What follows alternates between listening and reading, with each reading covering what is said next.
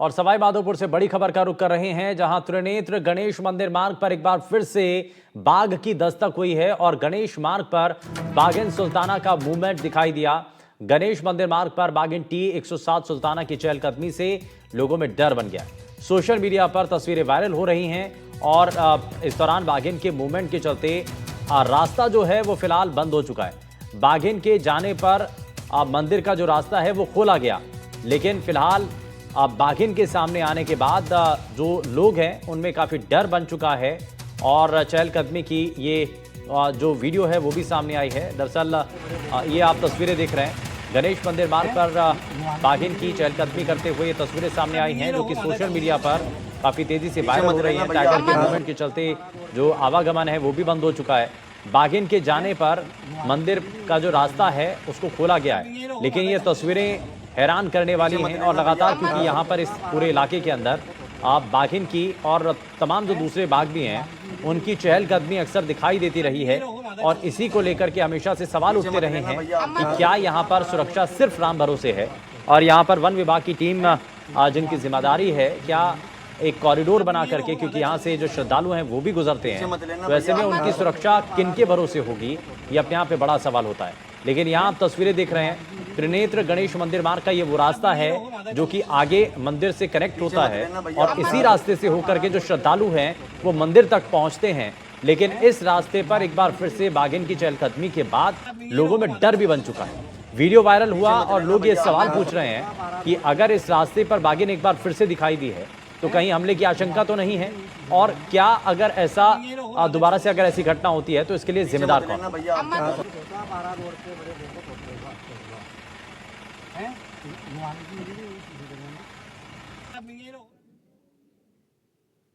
राजसमंद से बड़ी खबर है, जहां 5 परिवारों पर जानलेवा हमला हुआ। गैंग बनाकर कुछ लोगों ने हमला बोल दिया। 2 महिलाओं सहित 4 लोग गंभीर रूप से घायल हुए हैं। 50 से 60 लोगों ने हथियारों से लैस होकर के हमला कर दिया। 3 लाख रुपए की नकदी और चांदी के जेवरात लेकर के फरार हो गए और मौके पर पहुंची पुलिस की टीम जांच में जुटी हुई है।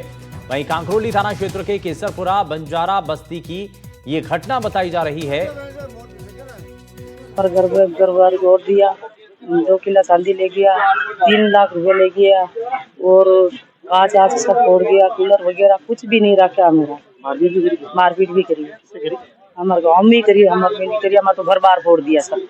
और तो आदमी से मारपीट करी? हाँ, और तो आदमी से मारपीट करी है। कितने लोग आए? ये तो आया 60-70 आदमी आया, हमला कर दिया बरोबर, सब टायला वगैरह सब फोड़ दिया। मैं खड़ा था और मेरी मम्मी भी खड़ी थी, वो आके हमारा लाठी चला दिया मेरे ऊपर, मेरे सिर फूट गया। कितने लोगों? 3 आदमी। और तुम्हें भी मारा? हाँ, एक मेरा अंकल भी है। 3-4 लोगों को? हाँ। किसी हथियार लेके आए? हाँ, हथियार। कारण क्या है? वो ऐसे ही, क्या पता, मालूम नहीं हुआ। क्या हमारा जो समाज का जो 12 जात का समाज मिलन था, तो हम जूनगा चले गए थे। जूनगा चले गए तो पीछे से धोली मंगरी वाले आए और मेरे घर पे अटैक कर दिया, घर पे तोड़फोड़ कर दी। मेरे घर पे कुछ कैश भी था और 3 लाख रुपए कैश था जो मैंने ट्रैक्टर खरीदा और ट्रैक्टर वाले को देने के लिए रखा हुआ था, और यूनियन बैंक से जो मैंने निकलवाया था उसका रिकॉर्ड भी है मेरे पास। और दूसरी बात सर, मेरे घर पे जो चांदी की ज्वेलरी थी करीबन 2 से 2.5 किलो के समथिंग की, वो भी मुझे नहीं मिली। और मेरी बाइक तोड़ दी गई, मेरे घर पे मार्बल पड़ा था वो तोड़ दिया, और जो भी खिड़की दरवाजे सारे तोड़ दिए, चारों कमरे के गेट तोड़ दिए मेरे। और 2 टायर, मेरी जो ट्रक के टायर एक्सीडेंट हुई है उसके टायर भी वहाँ पड़े हुए थे, उसमें से 2 टायर गायब है सर। ये वाक़या परशुराम बंजारा है केसरपुरा का, तो वहाँ से कुछ वेस्टी आई कि वहाँ पर कोई लड़ाई झगड़ा हो रहा है, वो सामान तोड़े, जिस पर यहाँ से जाप्ता भेजा, वहाँ पर कोई मिला नहीं, वही तोड़ फोड़ हो रखी है सर। तो अभी रिपोर्ट आएगी तो उसका कार्रवाई की जाएगी।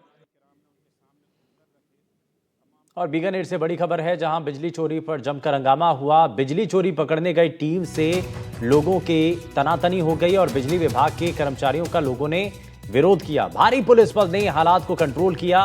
1 साल में इलाके में 6 करोड़ रुपए की बिजली चोरी का मामला सामने आ चुका है। 50 लाख रुपए प्रति माह की बिजली चोरी का खुलासा हुआ। 70 से ज्यादा VCR भरी गई हैं और मौके पर 35 से ज्यादा पुलिसकर्मी मौजूद रहे। ये आप देख रहे हैं, तनातनी का माहौल बन जाता है। मीटर टैंपरिंग और सीधे कनेक्शन से चोरी हो रही थी और विवरण जो है वितरण ट्रांसफार्मर 10 से हो रही थी अवैध आपूर्ति, और इस दौरान ये जो पूरा मामला है वो सामने आया।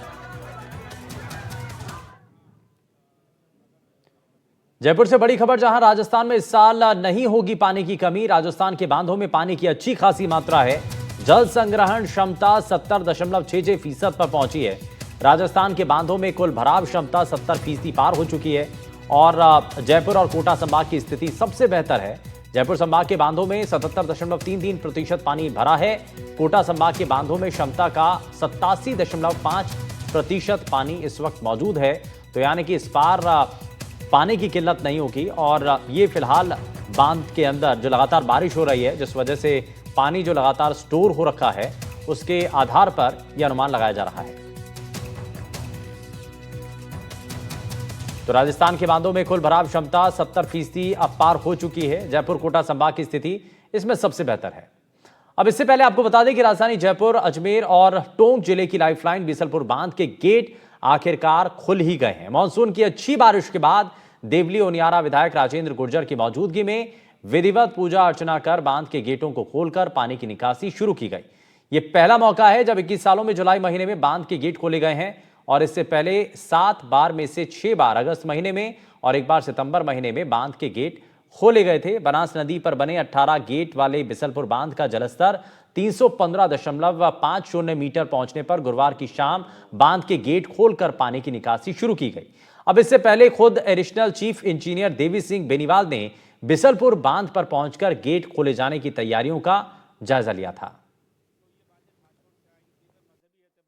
हमारे सबको मैं धन्यवाद देता हूं कि आज गेट खोल दिए। जो ओवरफ्लो पानी वो यहाँ से निकल के नीचे पानी जा रहा है बेतवा नदी में, तो उसको लेकर कहीं न कहीं हादसे की आशंका, कोई इसको देखते हुए कुछ अलग उसके लिए कलेक्टर मैडम और एसपी से साहब से हमारी बात हुई है कि जहाँ भी हमको ऐसा लगता है कि जहाँ दुर्घटना हो सकती है उन सबको अवगत करा दिया जाए।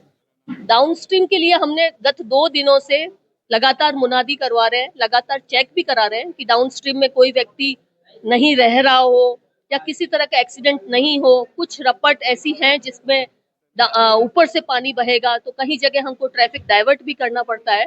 तो मेरा आम आदमी से सभी से यही निवेदन रहेगा कि मतलब पानी को जो है सेफली जाने दें, इसको दूर से ही एंजॉय करें, बजाय इसके कि इसमें पानी के बहाव के अंदर जाना या पिकनिक मनाना या सेल्फी लेना। उसके चक्कर में जो रिस्की पॉइंट पर जाते हैं तो उसमें कोई ना कोई एक्सीडेंट का डर बना ही रहता है। तो इसलिए आम आदमी से ये निवेदन है कि मतलब पानी से दूरी बनाकर और जो भी रपट वगैरह है जिसमें हमने यदि ट्रैफिक रोक रखा है तो हमें उस समय के लिए सहयोग करें। वहीं बिसलपुर बांध खुलने पर सीएम भजनलाल शर्मा ने भी खुशी जताई है। सीएम ने एक्स पर पोस्ट कर लिखा कि प्रकृति की कृपा, प्रदेश में खुशहाली की वर्षा, श्री गिरिराज जी महाराज की अनुपम कृपा से पवित्र सावन महीने में बिसलपुर बांध का पूर्ण रूप से भरना अत्यंत हर्ष का विषय है। ये पहली बार है जब जुलाई महीने में पूर्ण विधि विधान के साथ बिसलपुर बांध का गेट खोला गया।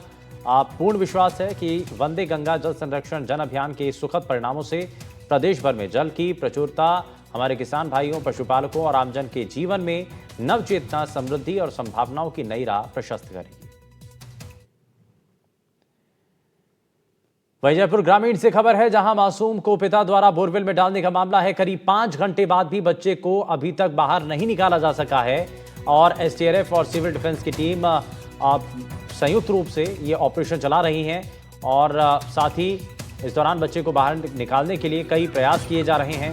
सीसीटीवी कैमरे की मदद से सबसे पहले बच्चे की लोकेशन ट्रेस की जा रही है और कैमरे की फुटेज में बच्चा का जो हाथ है वो फिलहाल दिखाई दिया है। जम्वा रामगढ़ के दिपोला गांव में एक दिल दहला देने वाला मामला सामने आया है, जहां एक पिता ने अपने बच्चे को मारकर बोरवेल में फेंक दिया। ये मामला 6 घंटे पहले का था। यहां प्रशासन की टीम पहुंची और एसडीआरएफ और सिविल डिफेंस की टीम भी यहां मौके पर मौजूद है और लगातार जो रेस्क्यू के काम है वो किए जा रहे हैं। 5 घंटे बीत गए हैं लेकिन अभी तक जो बच्चे हैं उसकी बाहर नहीं निकाला जा सका है। हालांकि जो बच्चे के हलचल है वो कैमरे में कैद हो रही है और लगातार जो बच्चे के जो हाथ है वो सीसीटीवी कैमरे में नजर आ रहे हैं। हमारे साथ यहाँ कुछ लोग मौजूद हैं। पूर्व विधायक जम्वा रामगढ़ गोपाल मीणा हमारे साथ मौजूद हैं। जी, ये मामला हुआ है, क्या मामला था आज? मुझे पता लगा आज हमारी शाहपुरा में धरना प्रदर्शन हुआ। मैं अभी आया हूँ और मुझे पता है कि ये बच्चा है जो कल से इस बोरवेल में है और सुबह से प्रशासन जिस प्रकार से इसको निकालने का प्रयास कर रहे हैं मैं समझता हूँ कि इसको जल्दी से जल्दी ये बच्चा निकलना चाहिए। अब इसको किस तरीके से, तो ऊपर वाले की मर्जी है कि पिताजी ने किस तरह किस स्थिति में इसको किया है, लेकिन एक हद तक बहुत ही गलत स्थिति में जो बच्चा नीचे गया है उसका बड़ा दुख है हम सबको। जी बिल्कुल, लगातार जो उम्मीद है वो बनी हुई है और पिछले करीब 5 से 5.5 घंटे बीत गए हैं, लेकिन जो प्रशासन है वो अपनी तरफ से प्रयास जारी कर रखा है। आप मेरे पीछे देख सकते हैं कि जो एसडीआरएफ और सिविल डिफेंस की जो टीम है वो लगातार प्रयास कर रही है। रिंग तकनीक की मदद से जो बच्चा है उसको बाहर निकालने के प्रयास किए जा रहे हैं। साथ ही जो प्रशासन है उन्होंने यहाँ लाइट की व्यवस्था की है और साथ ही आसपास जो है रस्सी लगाकर बैरिकेडिंग भी की गई है ताकि किसी प्रकार के जो भीड़ भड़का है उससे बचा जा सके। अभी उम्मीद की जा रही है कि जल्द ही जो बच्चा है वो बाहर आ पाएगा। हालांकि बच्चे की कोई मूवमेंट नज़र नहीं आ रही, हालांकि जो पूरा उसका हाथ है वो सीसीटीवी कैमरे में कैद हुआ है। जम्मू रामगढ़ से हिमांशु सेन, एनडीटीवी। कोई पिता कैसे इतना निर्दयी हो सकता है कि वो अपने जिगर के टुकड़े को मार दे, लेकिन कलयुग में ऐसा मुमकिन है। जयपुर में ऐसा ही एक मामला सामने आया है, एक रिपोर्ट आपको दिखाते हैं।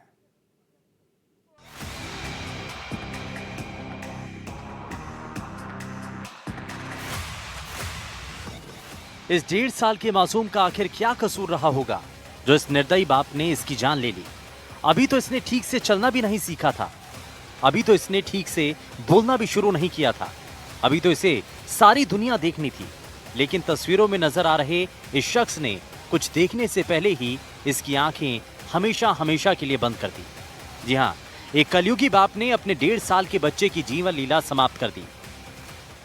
1.5 साल का मासूम राम अभी बोरवेल में गिरा हुआ है। उसके पिता ने मृत्यु करके उसको मार के बोरवेल में डाल दिया। उसके बाद लगातार यहाँ पर रेस्क्यू ऑपरेशन लगातार जारी है। सिविल डिफेंस की टीम, एसडीआरएफ की टीम, पुलिस और ग्रामीण लगातार अपने इक्विपमेंट से ये रेस्क्यू ऑपरेशन करने की कोशिश कर रहे हैं। और जो बोरवेल है उसकी गहराई जो है लगभग 180 फीट से 200 फीट बताई जा रही है और जो बच्चा है वो लगभग 100 फीट में अटका हुआ है। मौके से एक कपड़ा यहाँ पर बरामद हुआ है जिसमें लपेट कर उस हत्यारे पिता ने बच्चे को बोरवेल में डाल दिया था, वो कपड़ा बरामद हो गया है। इसके साथ ही जब बच्चे को डाला तो उसके ऊपर उसने मिट्टी भी डाल दी थी। अब तक की जो इन्वेस्टिगेशन में सामने आया कि बोरवेल को बंद कर दिया गया था, बोरवेल में पत्थर लगा हुआ था और उसके बाद उसने उस पत्थर को हटाया, बोरवेल को वापस से उसको ओपन करा और उसके बाद उसने बच्चे को यहाँ पर डाल दिया। हालांकि जो आरोपी है वो उसका ऐसा कहना है पुलिस पूछताछ में कि बच्चा बीमार था और उसके बाद उसकी मृत्यु हो गई, उसके बाद मैंने उसको बोरवेल में डाल दिया। जम्मू रामगढ़ से ऐसा सनसनीखेज मामला सामने आया जिसने बाप बेटे के रिश्तों को कलंकित कर दिया। इस शख्स ने पहले तो मासूम की हत्या की, फिर उसे बोरवेल में डाल दिया और पुलिस को गुमराह करने के लिए कहता रहा कि बच्चा बीमार था और बीमारी के कारण उसकी मौत हुई। लेकिन सच ज्यादा देर नहीं छिपता और बाप की काली करतूत उजागर हो गई और बच्चे के शव को बोरवेल से निकालने की कोशिश जारी है।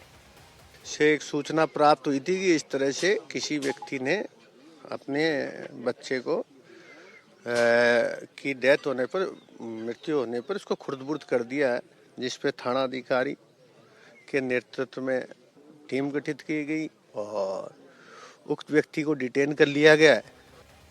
इस शख्स ने शातिराना अंदाज में बच्चे को मारकर 200 फीट गहरे बोरवेल में फेंक दिया ताकि मौत का राज किसी को ना पता चले। दरअसल आरोपी ललित से मंजू की शादी 2020 में हुई थी। शुरुआती दौर में ललित शराब नहीं पीता था, लेकिन धीरे धीरे वो शराब की लत में फंस गया और साइको और सनकी हो गया। आरोपी का उसकी पत्नी मंजू से शादी के बाद से ही विवाद चल रहा था। पति पत्नी का विवाद इस कदर बढ़ गया कि इसकी सजा एक मासूम को अपनी जिंदगी देकर गंवानी पड़ी। परेशान करता था और मारपीट करता था। अभी 20-25 दिन पहले इसने उसको निर्वस्त्र करके मारपीट की थी। तब उसने किसी पड़ोसी के घर पे जाकर अपनी जान बचाई और तब जाके उसको किसी ने कंबल दिया, पड़ोसी ने। तब वो रात वैसे वहाँ पे रुकी उनके घर पे और फिर अगले दिन उसने यहाँ से आंधी पहुँचकर वहाँ पे उनके पापा को, मेरे चाचा जी हरफुल सैनी को फ़ोन किया।